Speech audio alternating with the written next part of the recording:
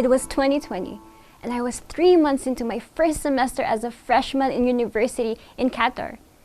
It was officially the starting point of the last leg of my studies.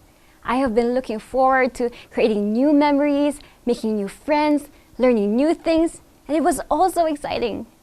Then came March 2020, before I even had my first ever midterm exam, when the government declared that there will be a global lockdown because of a common enemy that no one had even encountered before. My family and I moved to Qatar in 2016, and if you've ever been to the Middle East, you'd be celebrating whenever you get a chance to stay at home with your AC at full blast.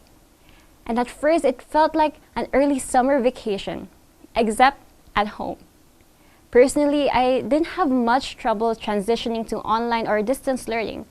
But as days started to turn into weeks, and weeks turned into months, everyone started to feel it. Everything just started to get so bizarre, yet so contained as we were in our own homes. But being with my family 24/7 suddenly felt awkward and weird.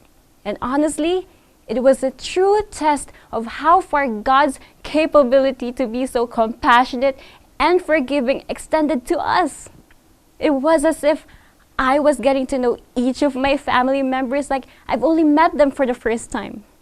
But that confinement also opened my eyes to see how hard my parents tried for me and my sister to not even feel that we're struggling, may it be financially or emotionally.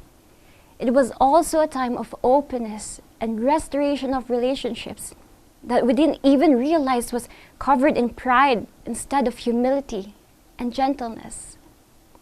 Though we had it rough as a family, I couldn't even imagine how it must have been for my fellow Filipinos, or my fellow kabayans as we call it. My very life group leader at the time was Ate Nina. She's a pediatric nurse who was living in an accommodation with fellow nurses. And as most of my friends were flight attendants, media people, or nurses like Ate Nina, they had no choice but to get up and face this unforgiving virus called COVID-19, as their family in the Philippines relied on them much more during that time. And being part of the youth ministry that we have in our church there, we also had to strategize how to keep in touch with the students who were especially affected during the pandemic. Students began to share that they started struggling mentally and emotionally as they fought to still excel in their studies, while also having to cope with the loneliness and the family problems that they had at home. Thank God for our team and my spiritual mentors, Kuya Brian and Ate Fretzy, for never giving up on me and always being my one call away no matter when. Now, if I'd have to pick one important big realization that I've had because of the pandemic, is that Filipinos fight, live, and serve for love.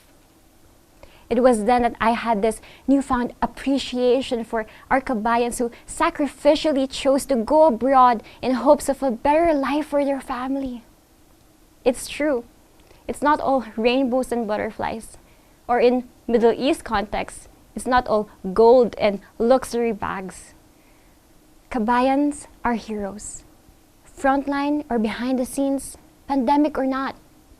It's a blessing that God has allowed my family and me to be together from the very beginning, but I give my greatest salute to all kabayans who rise up every single day, fighting for love, for their family, for our country, and the generations to come.